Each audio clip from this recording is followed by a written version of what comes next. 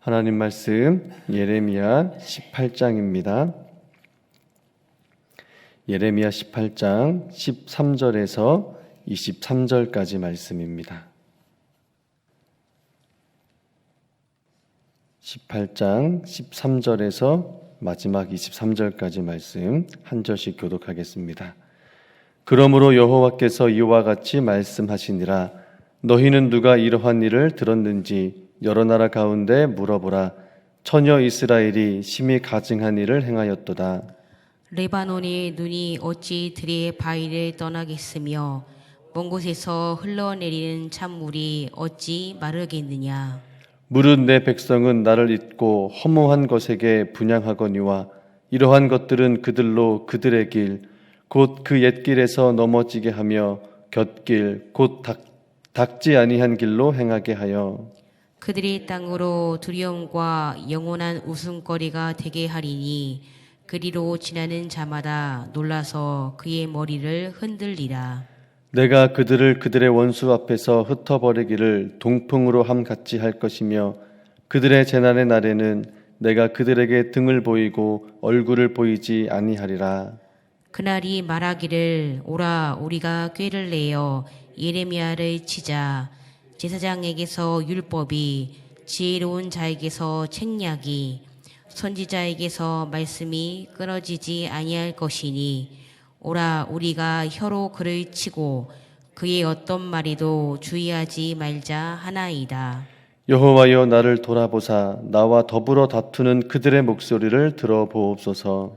어찌 악으로 선을 갚으리만까는 그들이 나의 생명을 해하려고 구덩이를 팠나이다.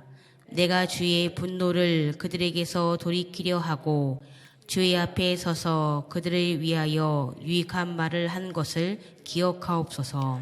그러하온즉 그들의 자녀를 기근에 내어주시며 그들을 칼의 세력에 넘기시며 그들의 아내들은 자녀를 잃고 과부가 되며 그 장정은 죽음을 당하며 그 청년은 전장에서 칼을 맞게 하시며 주께서 군대로 갑자기 그들에게 이르게 하사 그들의 집에서 부르짖음이 들리게 하옵소서.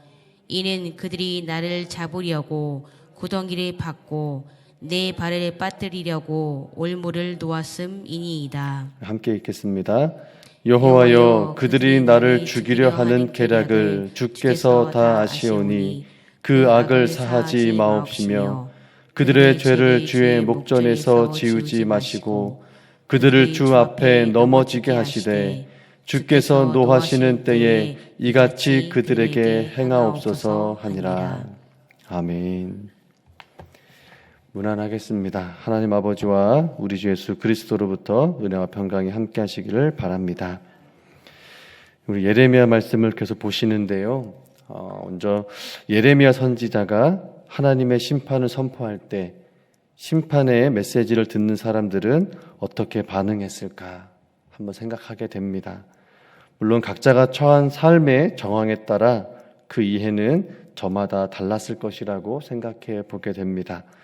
성전 안에서 권력, 기득권을 가진 사람들에게는 하나님의 심판의 메시지는 자신들이 소나기에 쥐고 있는 것을 빼앗기는 것 같아서 일어나서는 안 될 불편한 일로 여겼을 것입니다. 이미 그런 내용들을 앞에 있는 말씀을 통해서 보셨죠. 또 반대로 억압과 착취로 고통 가운데 있는 백성들이라면 그들에게도 심판은 무거운 것이고 두려운 것이지만 그들의 삶에 일말의 회복과 변화의 가능성이 있다면 솔깃하게 들었을 것 같습니다. 그러나 중요한 것은 그와 같은 상황과 정황에 따라 하나님의 말씀을 듣는 것이 아니라 우리가 믿음으로 반응해야 한다는 것입니다. 그래서 하나님을 향한 믿음이 진실한 사람과 하나님을 향한 믿음이 진실하지 못한 사람의 반응의 차이로도 생각해 볼 수 있겠습니다. 오늘 18절 말씀에 보니까요, 예레미야 선지자를 죽이려고 음모를 꾸미는 사람들에 대해서 말씀합니다.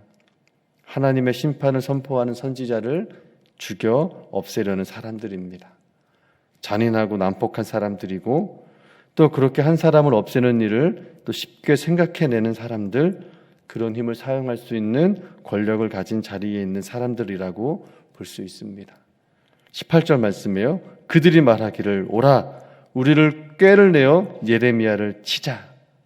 그러면서 하는 말이 제사장에게서 율법이 지혜로운 자에게서 책략이 선지자에게서 말씀이 끊어지지 아니할 것이니 오라 우리가 혀로 그를 치고 그의 어떤 말에도 주의하지 말자 하나이다. 예레미야 선지자를요 말로 즉 헐뜯고 모함하고 거짓 증거를 만들어 죄를 씌워 죽여 없애자 하는 겁니다.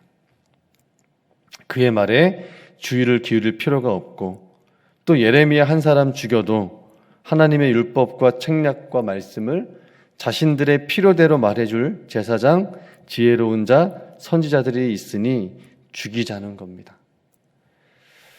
그럼 예레미야가 이들의 소리를 듣고 하나님께 호소하는 기도를 합니다. 하나님 어찌 악으로 선을 갚습니까? 하나님께서 나를 통해 회개하라고 하셨던 그 말씀을 전했을 뿐인데 나의 이와 같은 선의를 그들이 어찌 악으로 갚을 수 있습니까? 하나님 이들이 하는 목소리를 들으시고 하나님의 심판이 이들에게 임하게 해달라 이런 기도를 호소하는 기도를 예레미야가 19절부터 마지막까지 하는데요. 사실 예레미야는요 본인이 이와 같은 고난을 겪게 될 것을 이미 알고 있었습니다. 하나님께서 예레미야에게 소명을 주실 때 이미 이런 상황에 대해서 이미 말씀해 주셨기 때문입니다. 예레미야 1장 18절과 19절 말씀에요 이런 말씀이 있습니다. 보라 내가 오늘 너를 그 온 땅과 유다 왕들과 그 지도자들과 그 제사장들과 그 땅 백성 앞에 견고한 성읍, 쇠기 등 노성벽이 되게 하였은즉 그들이 너를 치나 너를 이기지 못하리니 이는 내가 너와 함께하여 너를 구원할 것임이니라 여호와의 말이니라. 아멘.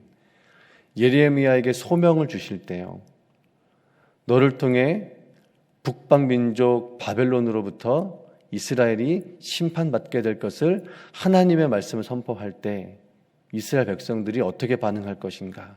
너를 칠 것이다 이미 말씀하셨습니다. 유다의 제사장들, 지도자들, 왕들, 백성들이 너를 칠 것이다. 하나님의 말씀이 그렇지 않다라고 너에 대하여 강력하게 반응하고 저항하고 폭력적으로 너를 칠 것이다. 이미 하나님 말씀하셨거든요.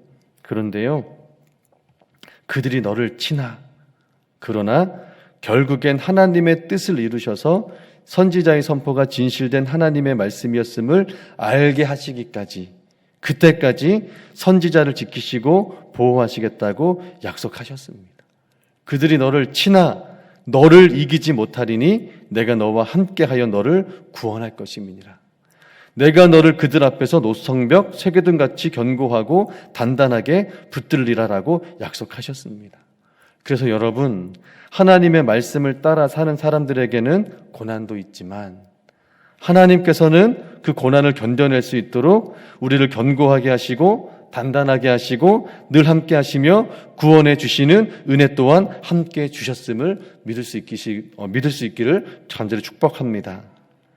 하나님은요 우리가 하나님의 말씀이 이루어지기까지 그 말씀의 길을 따라간다면 그 삶을 지키시고 보호하시고 견고하게 하시고 단단하게 하셔서 끝까지 그 삶을 살아갈 수 있도록 인도해 주시겠다 약속하신 것입니다.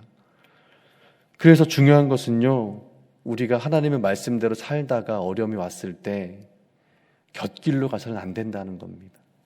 오늘 15절 말씀에는 하나님의 백성들이 곁길로 허무한 것을 의지하고 허무한 길로 갔다라는 그 말씀을 하시잖아요. 오늘 본문 18장 15절에 보면 그 길은 허무하고 헛된 것을 의지하는 길인데 그 길로 가면 안 되는 이유는 뭐예요?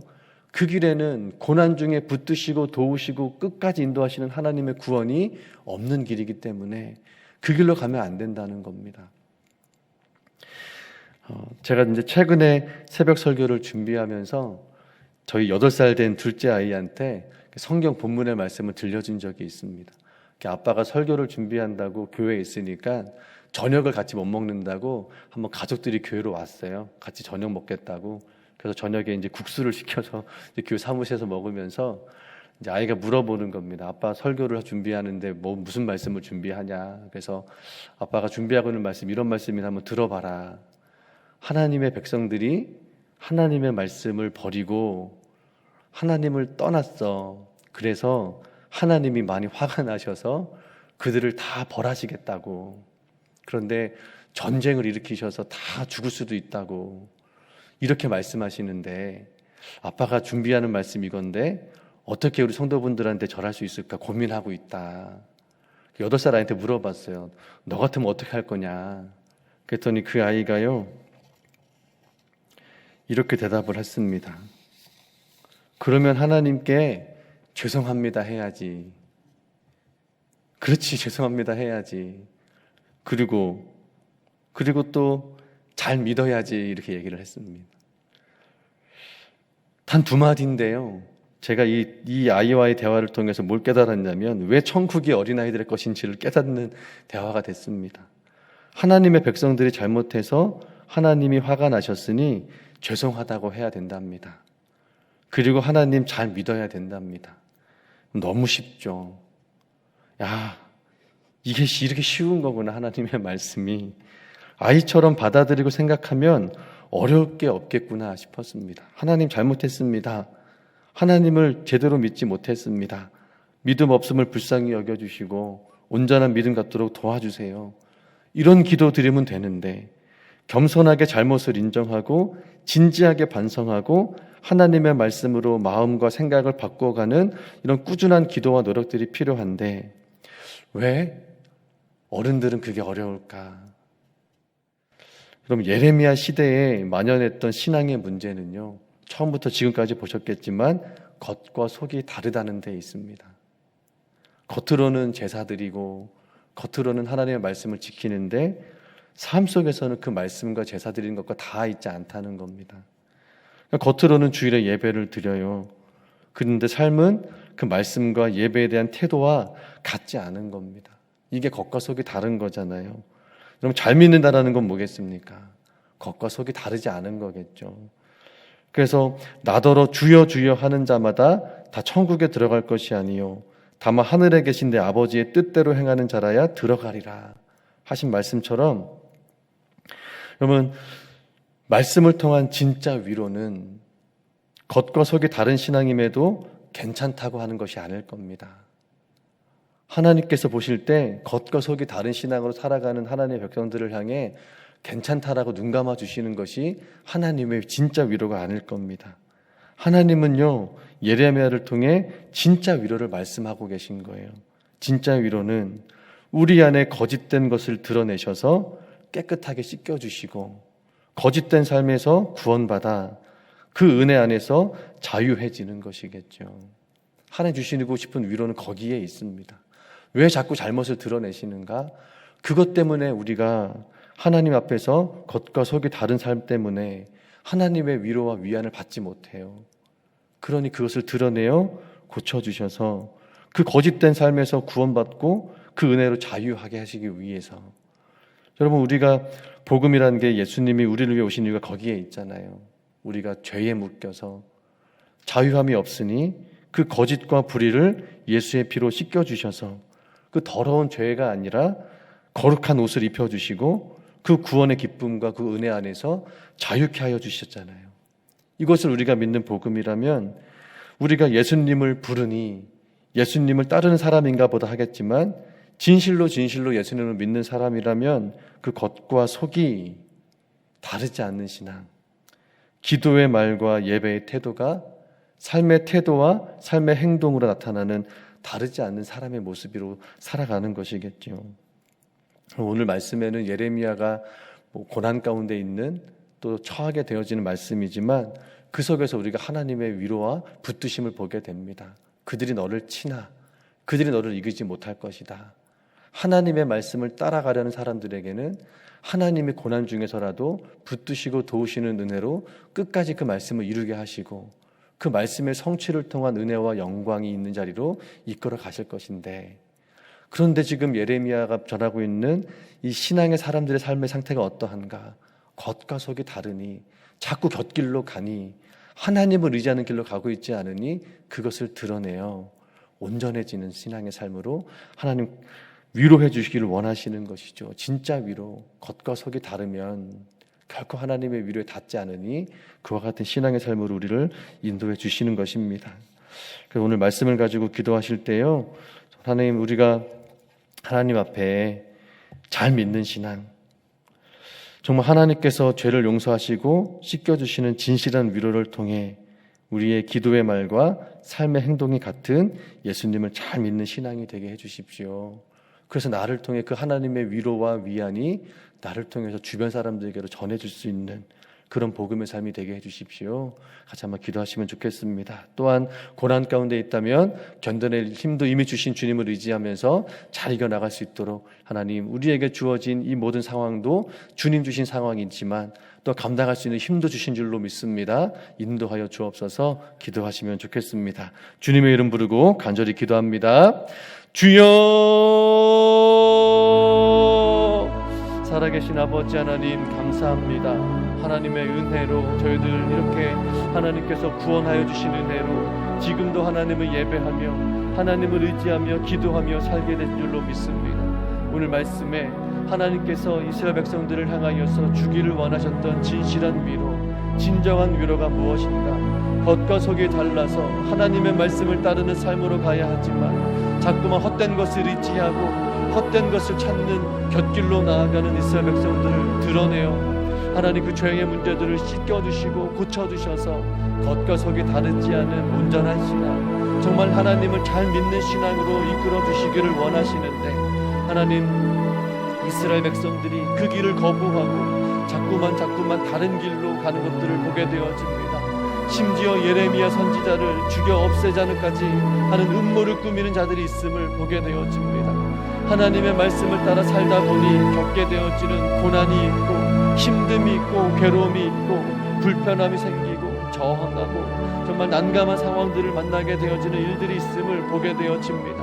그러나 아버지 하나님, 하나님께서는 이미 예레미야에게 소명을 주실 때 이미 그와 같은 일이 있을 것이다 라고 말씀해 주셨고, 그와 같은 일이 있을 때라도 하나님께서 그를 견고하게 하셔서 그들이 너를 치나 이기지 못하게 하시리라, 내가 너와 함께하며 너를 구원하리라 하시는 약속의 말씀 또한 주셨음을 기억합니다.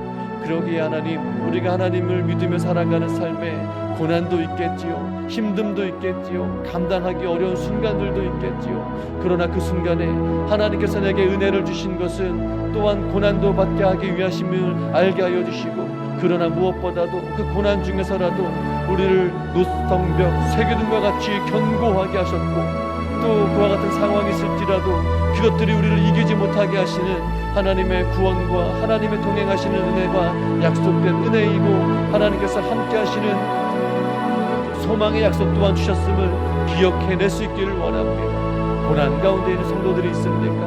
하나님의 약속을 기억하게 하여 주십시오.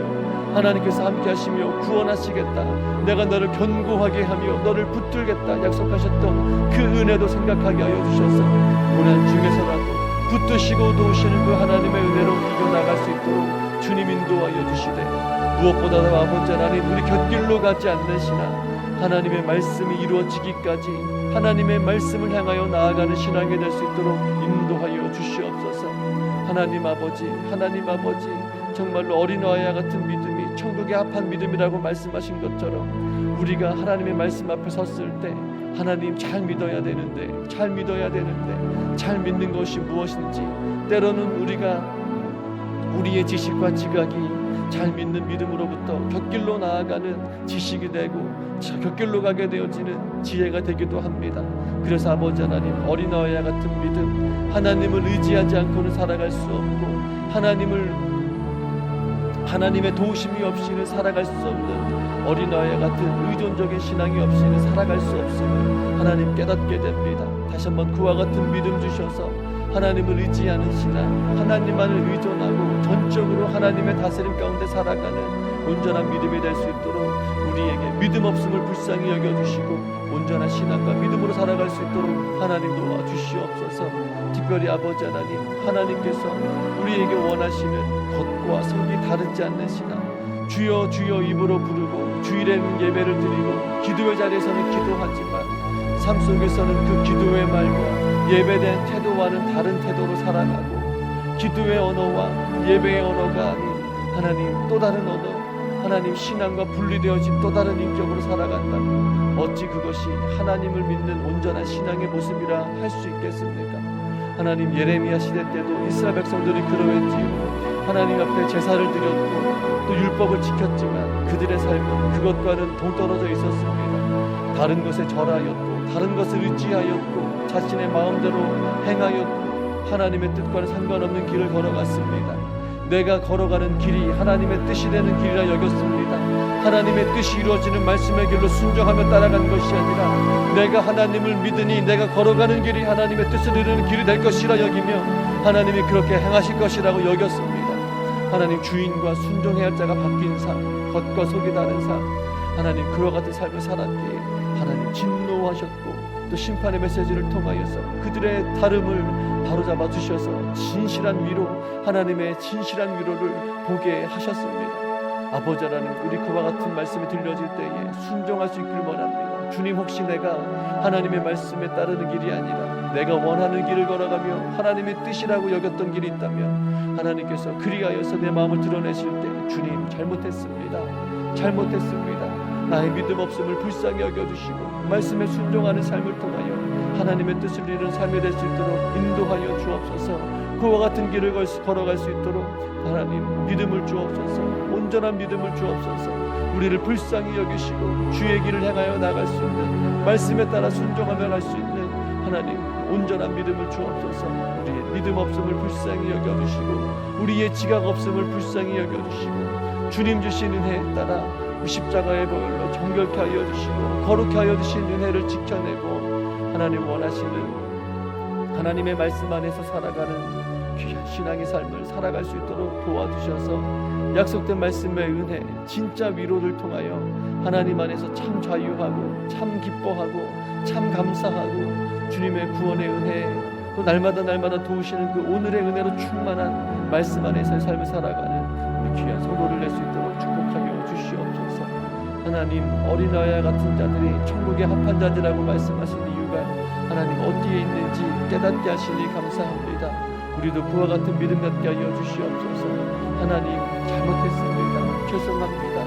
우리에게 믿음 없음을 불쌍히 여겨주시고 하나님의 믿는 온전한 믿음, 하나님의 말씀대로 될 것을 신뢰하며 그 믿음으로 살아가는 온전한 믿음 되게 하여 주시옵소서. 오늘 하루도 하나님 주신 은혜를 사모합니다. 하나님의 은혜를 구합니다. 오늘의 은혜로 충만케 하여 주셔서 하나님 말씀 안에 살아가는 자들을 도우시고 붙드시고 소망 주시고 이끌어 주시는 그 하나님의 은혜를 통하여 진정한 위로를 얻게 하여 주시옵소서. 무엇보다도 우리가 말씀을 향해 나아가고 말씀을 따라 살아가는 삶 가운데 그와 같은 위로가 있는 줄을 깨닫게 하셨으니 우리 그 길 가운데 그 길을 걸어가며 그 길 가운데서 하나님의 도우심과 위로하심을 보게 하여 주시옵소서. 하나님 아버지, 태풍으로 인하여 또 피해를 입은 자들이 있습니까? 위로가 필요한 자들이 있습니까? 하나님 올바른 행정을 통하여 회복이 이루어지게 도와주시고 또 그와 같이 하나님의 위로하심이 필요한 자들에게 우리 만나교회가 도울 수 있는 방법이 있다면 깨닫게 하여 주시고 도울 수 있는 길을 열어주셔서 우리가 하나님의 마음으로 그들을 도와 그들의 삶을 회복하는 일에 하나님의 도우시는 일에 또 협력하며 쓰임받으며 하나님의 나라를 경험할 수 있도록 하나님 도와주시옵소서.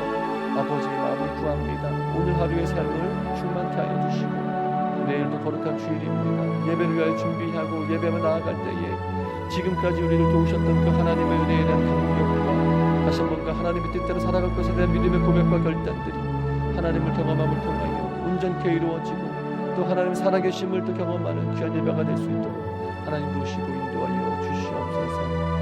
하나님 우리를 불쌍히 여기시고 거룩의 길로 인도하여 주옵소서. 거룩의 길로 인도하여 주옵소서.